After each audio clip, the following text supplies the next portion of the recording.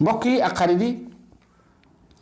ginnaaw bi ñu gërëmee ki nga xam ne mooy président de la république ci kàddu yu am solo yi nga xam ne moom la am ak tamit taxawaay boobu di ñaan sunu borom sottal lépp di ñaan aussi ndaw ñi dégg ko ba noppi jëfee li nga xamante ni moom lay wax parce que du suba tey la tey ngeen war a doon li nga xam ne moom ngeen defar li nga xam ne moom ngeen war a defar bañ a def comme ni nga xamante ni bi noonu la nguur gi fi jóge doxalee ci gaz bi xam ni gaz bii kat war na pare diggante kiiw ak loolu mais suuraale wu ci sax moom Sénégal ba tey jii gouvernement bi mi ngi def foo xamante ni fii tey bu ñu paree indi gaz bi nuñ ko mën a wàccee ba indi ko mu ñëw ci jéeri ji te nguur gële waroon koo def defu ko loolu moo lay wan ñàkk gis-gis ak gis-gis bi nga xamante ni bii moom la ñuy am mbokk yi dañuy ñëw premier ministre démb dafa am ñaar ñoo xamante ni daf leen a tontu ci assemblée nationale bi mu leen tontoo coow li dal di ne kur ñaar ñooñu ñan la kenn ki ñi ngi naan ko Thierno Alassane Sall keneen ki ñi ngi naan ko Abdou Karim Sall ñu déglu tontu yi nga xam ni moom la leen premier ministre tontu soog a ñëw je vous en prie. Dans les interpellations de l'honorable député Thierno Alassane Sall, il y a beaucoup d'amalgame.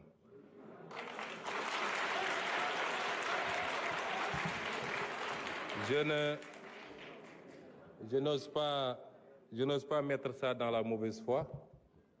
mais je pense qu'à un certain niveau, il faut prendre le temps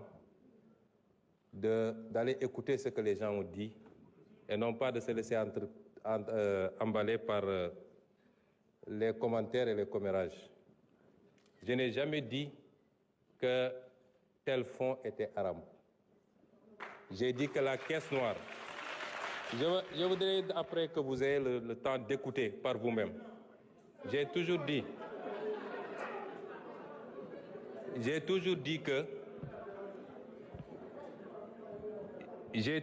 que dans un pays, il faut qu'on soit très clair,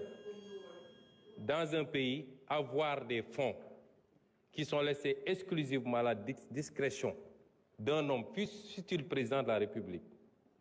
qu'il peut utiliser à sa guise, qu'il peut donner à qui il veut, qu'il peut même mettre dans une pièce, mettre de l'essence et allumer, c'est inadmissible parce que c'est l'impôt des Sénégalais. Par contre, dans tous les pays du monde, et même dans ceux qu'on appelle les plus grandes démocraties, il y a ce qu'on appelle les fonds secrets, qui permettent de régler des situations qu'on ne peut pas afficher publiquement et qui font l'objet d'un encadrement. Et en étant député ici, et en étant dans l'opposition, j'avais fait même des propositions sur cet encadrement-là. Et cela correspond à la vision de PASTEF qui sera matérialisée dans la gestion de ces fonds secrets. Parce que nous respectons toujours nos engagements, nous. Et nous, au moins, on a pris ces engagements, vous les avez jamais pris. Ça veut dire que vous auriez largement joui des fonds politiques, comme vous avez joui du régime de Macky Sall pendant des années sans avoir jamais dénoncé. Et vous ne pouvez pas aujourd'hui donner des leçons. Yow da nga wax ci kàddu askan wi yow askan wi nag xam na yu bëri luñ lay laaj te layagoo ci bis boo ko dellooyee askan wi defe naa yaa nekkoon ministre bi ñuy def le fameux contrat des 45 milliards de l'armement tontoogoo ci yeneen yi duma ko tudd ba ci forêt classée de Thiès bi tamit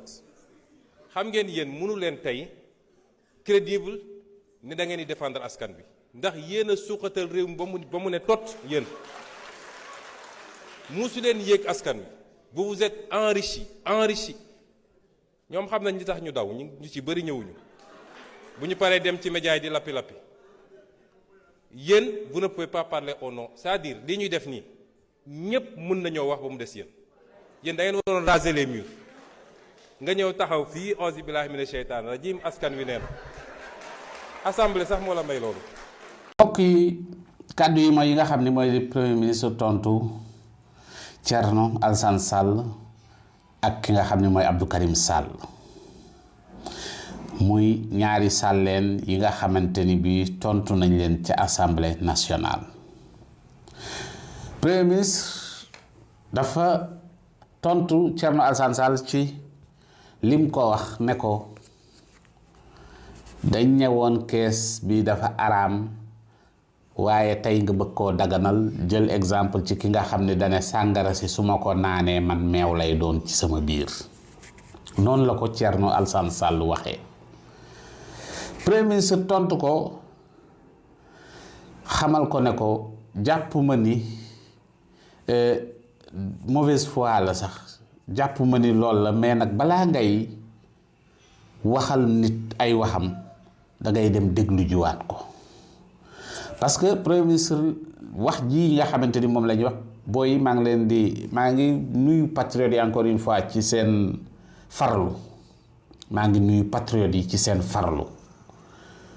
depuis démb ba nëga ni foo tourné ñi ngi lay tegalaatal li nga xam ni mooy li premier ministre tontu woon ca wax jooju. benn bi mi ngi ko defee woon ci fi nga xamante ni fii moom la ñuy wax mooy kii bi mu doon def fii ci place de l'Obélisque. posé nañ ko fa question bi mu expliquer même que li mu expliquer fii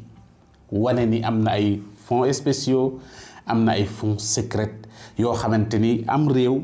buy espionner beneenam réew mun ñoo voté loolu ci ay budget di ko fësal mais lu ñuy encadrer la. loolu ba mu koy tontu tamit ci Karim Xurum Xaq bi mu ko laajee bi muy wax ba yëf yi dagg Karim Bakub daf ne ko may ma parce que Sénégal mën nga yëkkati benn kàddu benn idée di ko wax bu yeggul bañoon koo yëkkati sax mën naa gën rawatina monde politique bi ñu nekk. boobu tontu woon na foofu Thierno Alassane Sall te yëf yi sax yegg see gut parce que calculer woon na ni ñu mel ni lii Thierno Alassane Sall def am na ñeneen ñu ko mën a def ñoo xamante ni bii mën nañu sukkandiku ci wax ju yeggul firi leneen la nga xamante ni bii ñoom waxugoo ko ñu ne lii nga ci jublu te it après ci la expliqué waat même explication bi nga xamante ni bii moom la joxe. loolu nag baaxul ci ñi nga xamante ni bii ku ci mel ni Thierno Alassane Sall bi ko premier ministre tontoo loolu xam na ni yenn yi jàllul foofu. leneen li am muy Abdou Karim Sall bi mu ñëwee taxaw wax ni askan wi lay waxal moo tax it premier ministre tontu ko ne ko fi réew mi toll yéen la yéen a pëtëxal réew mi yéen a nasaxal réew mi seen yoon musul nekk ci askan wi ngeen am lu ne ci ndoddu askan wi et pourtant ngeen bëgg a taxaw wax ni askan wi ngeen di waxal fi réew mi yegg si tey lii nga xam ne mooy li rapport yi wax du kenn ku dul yéen bu ceeb bi seeree yéen la bu ndaw ñi amut liggéey yéen la lépp loo xamante ni bi xew na fi muy lu jëm ci wàllu secteur santé bu doxut yéen la yi nga xamante mooy lépp yéen la pendant 12 ans ñu jox leen am réew wàccu leen fi lu doy ni tarafatal ay lu dut ay bor yu képp ngeen fi wàcc lii mooy li nga xam ni mooy li premier ministre tontu Abdou Karim Sall mu nekk tontu yoo xamante ni bi tontu la yoo xam ni maanaam amul loo xamante ni bi nit mën na ko ci dindi parce que li mu wax lépp dëgg la. Sénégal bu duggee ci kàmb gi mu dugg tey ñi ko ci dugal mooy ñi nga xamante ni bi ñoo joxe lengeey ñoom ñoo indi Sénégal ci pax mi nga xamante ni bi moom la ne ñi nga xamante ni bi tey ñoo yor réew mi dañ ñëw ngir redresser réew mi ngir tegaat ay plan ngir soqali réew mi ñi ko suuxal bëgg a taxaw jàkkaarloog ñoom di leen wax ne leen ñun ñoo taxaw di waxal askan wi et pourtant ñoo suuxal réew mi loolu du neex ci xol